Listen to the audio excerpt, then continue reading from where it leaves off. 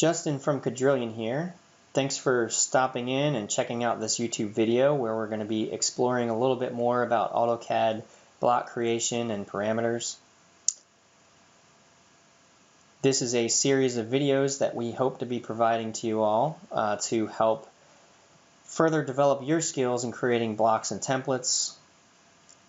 Just a little bit about Caddrillion. We are a partner in the technology industry, providing AutoCAD templates, blocks, and other processes and tools to be used by integrators in the fields of audiovisual, security, and network. We also specialize in providing drafting and engineering services for those companies as well. If you have any questions about what we do or need to find out more, look at the screen here for our website and a contact email. Just a few things to point out before we get started. If you look down here at the lower left, you'll see some text appearing. That is the keystrokes that I'll be placing or putting in. This is a really good thing to check out if you see me do anything and I don't explain exactly how I typed it in or what I did. This will help out. Also on the right hand side of the screen, occasionally you'll see a bubble pop up, little thought bubble. That's for additional tips or guidance on what is going on. So with that little bit of housekeeping out of the way, let's take a closer look at this block here. So this is a block that would represent a device in a signal flow drawing. Signal flow, one line, wire diagram, functional. The point of it is to show how a device falls in line within a system, what it connects to. So normally you'd see some wires coming off of here, maybe like an HDMI or Cat6 cable going to a switcher or a receiver or some other device. But in particular, we wanted to take a look at these fancy settings down here. So the purpose of these is these represent a rotary knob and some dip switches that are on the back of this Vadio camera. This is a really helpful way to have everything kind of compiled into your drawing package. That way your installer doesn't necessarily have to go back to a manual or a spec sheet or call a manufacturer to figure out how do I set this device up. It's also really good because it saves your drafter from having to do the same thing. If they know they have to set a camera to 1080p 50 frames per second, then they would look over here and say, okay, well, I need to be on the setting number 8. So let's change that real quick. You'll notice that it doesn't update automatically. That's because this is a field that is tied to a lookup parameter. So fields don't automatically update. They will once you plot. They will once you go to another layout tab, or if you simply type in the command regen, hit enter, it will update there as well. So just to demonstrate one more time, let's say that we need 720p, regen, enter, then we update. So then we have these dip switch settings. These dip switch settings are just a flip parameter going up and down. Again, we've got a little guide here to help our drafter to know what do I set this to if I need this to be at 9600 for the RS-232 baud rate. So very simple, not too complicated to create, and really helpful if you build it into your block library so that you probably never have to go to a manual ever again. But let's hope that that's the case anyway. All right, so let's take a look at, we're going to talk about block properties tables first. So block property table, think of that as like really like a preset. Like a block property table is going to give me a drop down that allows me to just automatically change a bunch of parameters or even attributes in this block. So let's go ahead and add one.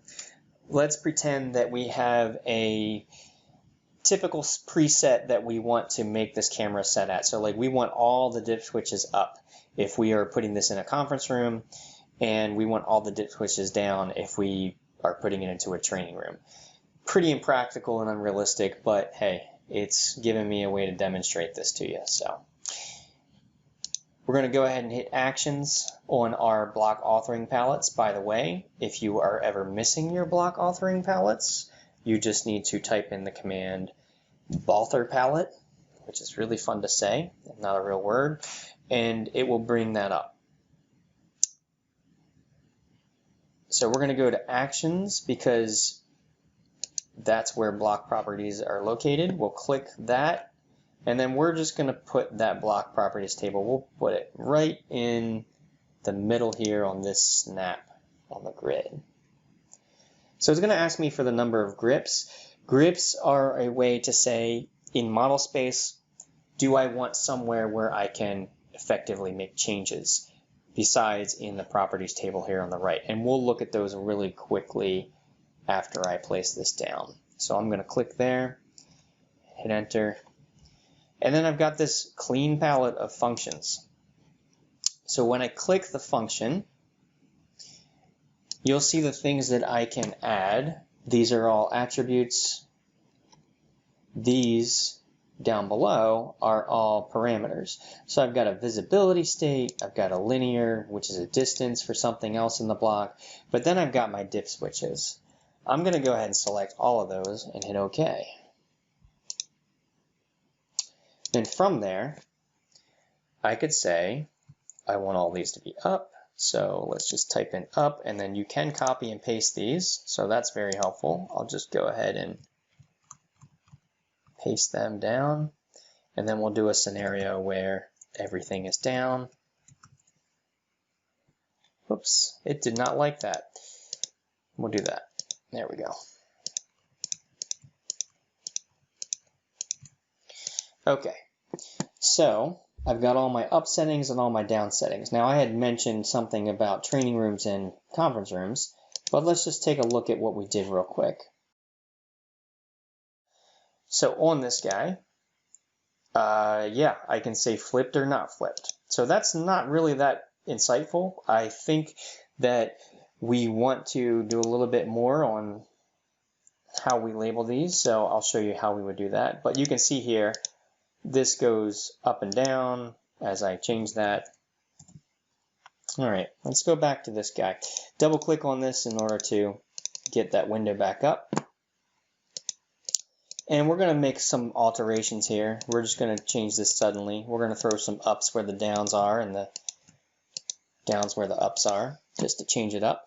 So let's talk about how we create a unique ID for this preset. Like I mentioned, conference room or training room. Now, in the full version of AutoCAD, you can simply just add a column here, and it's pretty easy to do. But at Caddrillion, we are cheap. No, it's not that we're cheap. It's just we try to do everything that we can in LT. So I'm going to go ahead and actually, in order to create that additional column for the room that it's going into, I'm going to create an attribute. So I'm going to use attribute definition, ATT. I'm going to call this attribute preset. Hit OK. And I'm just going to put that wherever I want it. Now here's the thing. I don't really want this to be altered in any way. I want it to be hidden from the world. So there's a couple ways that you can do this and keep it hidden. One of them is to make it invisible, which you can do. The only thing is that even though it's invisible to the model space and the paper space ultimately when it prints, it's still going to show up here in the properties. So what I can do is I can actually just put this on a hidden layer in a visibility state. And since I'm already using visibility states, why not just hide it from the entire world? And I'll do BV hide. Click on that. And then let's do all. So that'll hide that from any state, any visibility state that I can select on this block. So nobody will ever have access to it unless they go in and edit the block and bring it back into a visibility state. So now that I've done that, I've got my other attribute here that I just created called preset. I can bring that in, I can drag it all the way to the left, and then this is where I'm going to label this conference room. Let's create an additional one just for fun. So, whoops. So let's do a combination of up, down, left, right, left, right. No, just up, down, up, down, up, down. And we're going to call this Contra because we were on that kick. All right, so go ahead and close that, save my changes. So here we go. I can now change this to conference room. I can now call this training room, and it's going to affect those switches.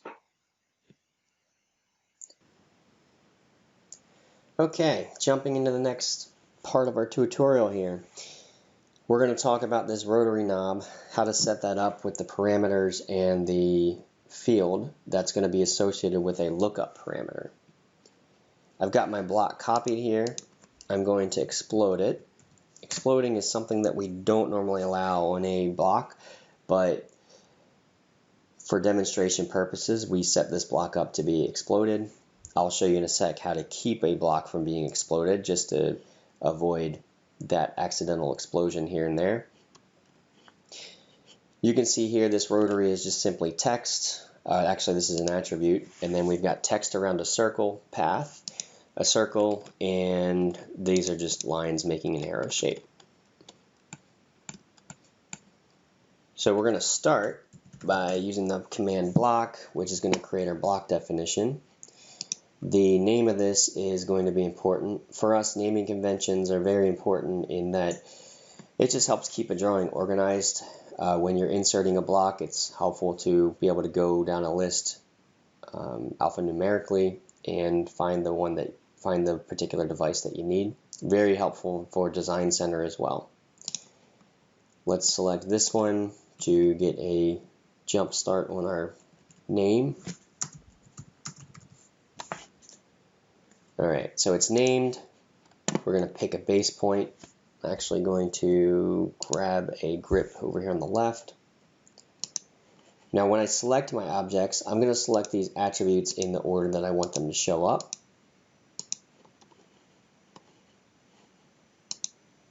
And by that, I mean show up here in the properties, or if I double click on it, they'll be listed in the order that I want them to.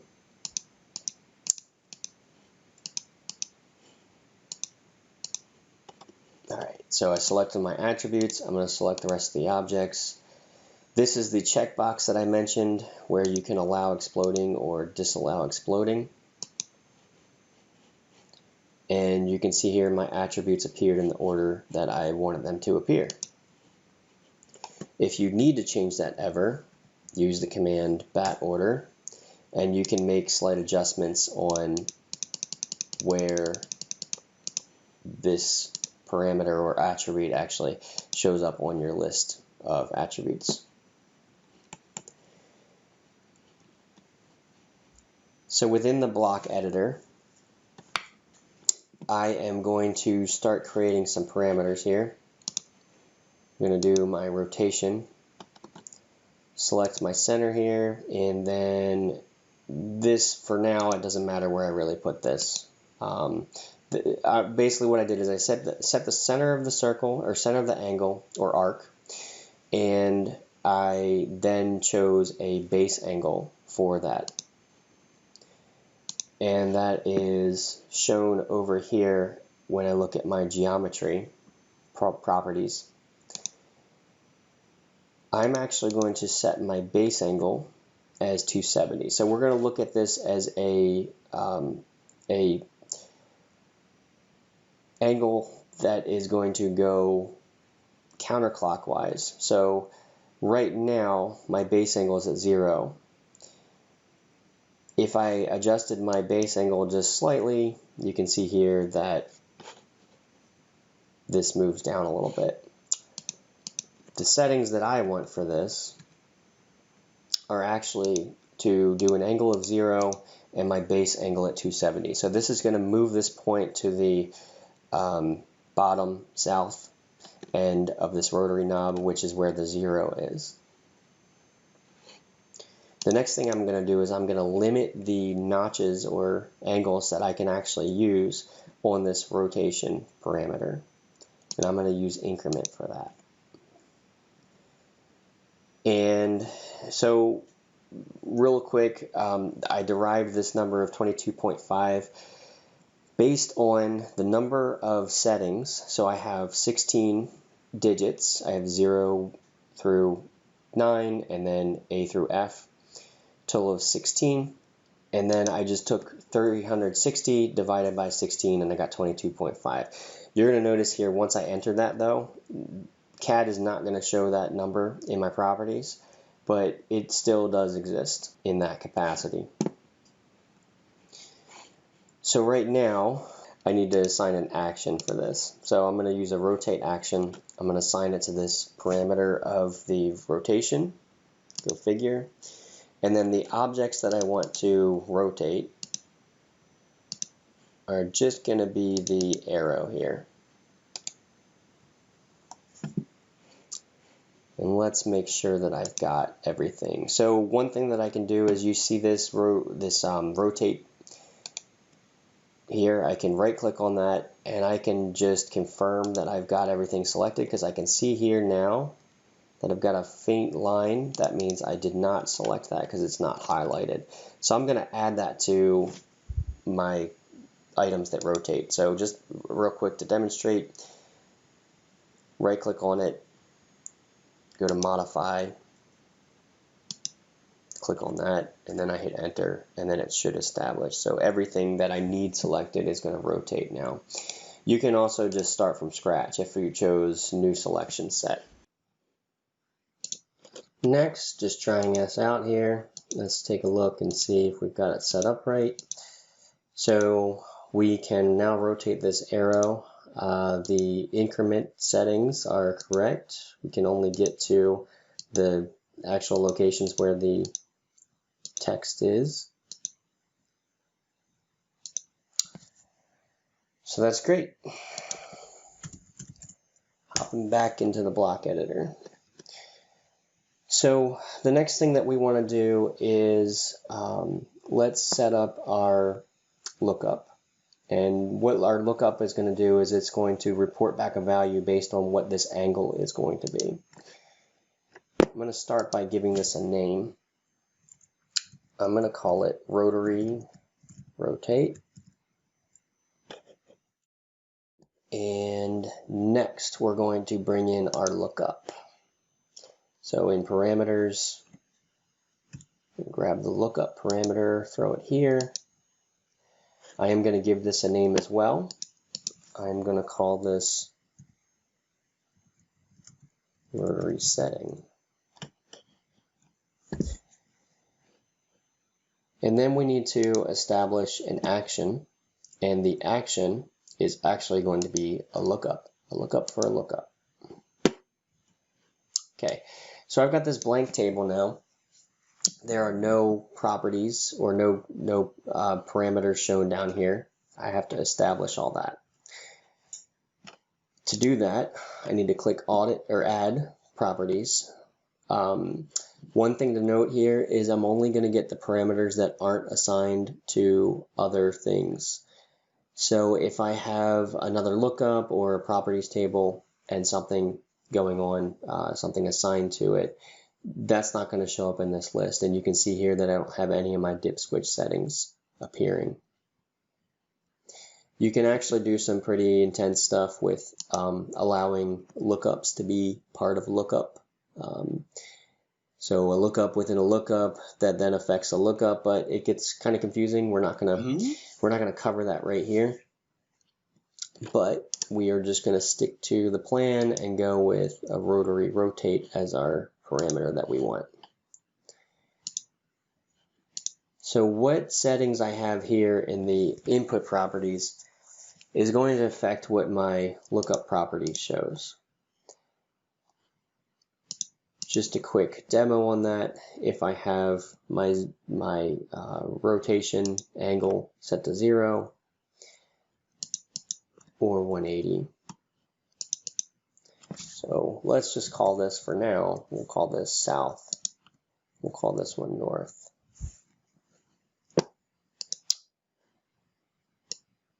And pay attention real quick to these here. Custom just allows me to report back what value I want when I'm not on the north or south setting. So I could do something like throw in warning or whatever I want to call that.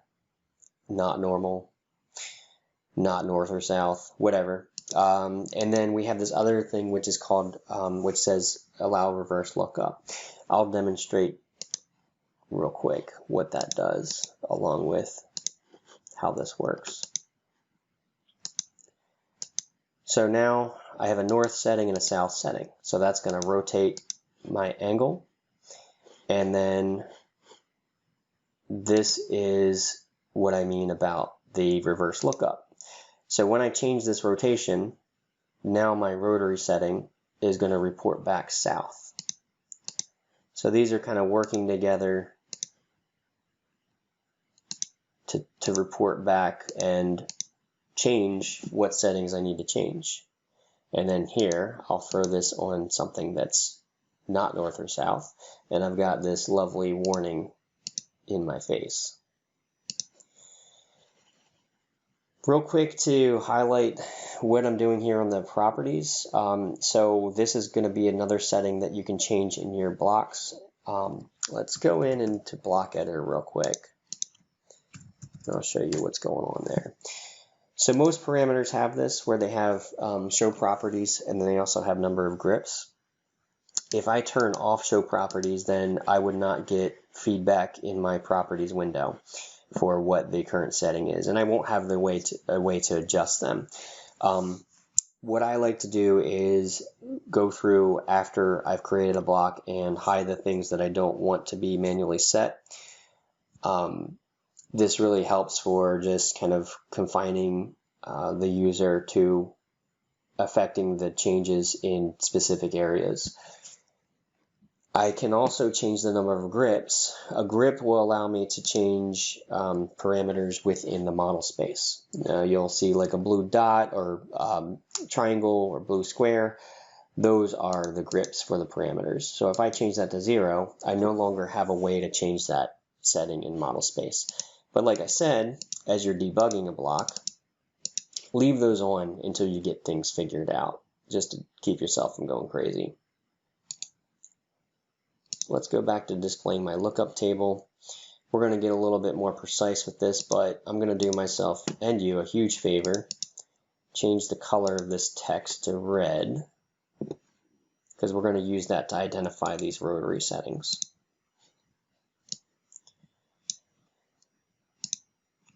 So going with our angle that we currently have, let's set up the south, west, north, and we'll pick east settings for this. So we'll do it in this order, because remember, we're going counterclockwise around this circle. So my 0 setting, my 0 degrees, is going to be 720p, 59.94. And this guy's left out. He's not used. Okay. Click on that, and let's take a look. So now I have my settings. I can change those to what I need them to be, and it'll affect my report out of the lookup. So it looks like we're doing pretty good. Time to edit this attribute. Sorry about the annoying beeping. I'm going to insert a field. I'm going to pick, this might default be set to all. We're going to go to Objects, Placeholder, block placeholder, and then this rotary setting. And then I'm going to hit OK. So now that I have that though, I can go in and I can turn off my properties. At least I think so. But before we do that, let's get this thing working. You're going to see here that it actually won't work yet. And that's because I haven't really done two critical steps. One of them is going to be ATT sync. And what ATT sync does is it synchronizes the attributes with the last saved block or instance of that block in the block editor. So if I add a new attribute or rename an attribute, I got to remember to do ATT sync. So the other important step, as I mentioned there were two besides ATT sync, is to create a new attribute. And I'm actually not going to create a new attribute. I'm going to trick this into thinking it's a new attribute just by giving it a new name. So let's call this vid selection. Then I'm going to close, and then I'm going to save the changes. And now ATT sync, as promised, it's going to ask me to select the block or name it, and I'm just going to select it, and I'm going to tell it, yes, this is the block that I want to sync. So now this should be working. Again, we got to do a regen or change tabs. And let's do a warning. There we go. There's my warning. After all that's set, I can hide these properties if I don't want to see that.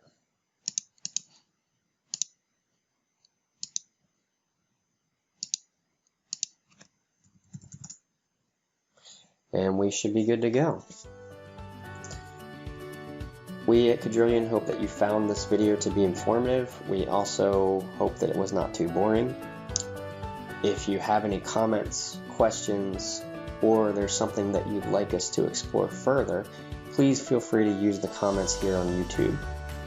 Also, if you are interested in our drafting consulting services or would like to start building a template of your own and need guidance, please feel free to use the contact information at the top of our website as shown here. Keep an eye out for future videos.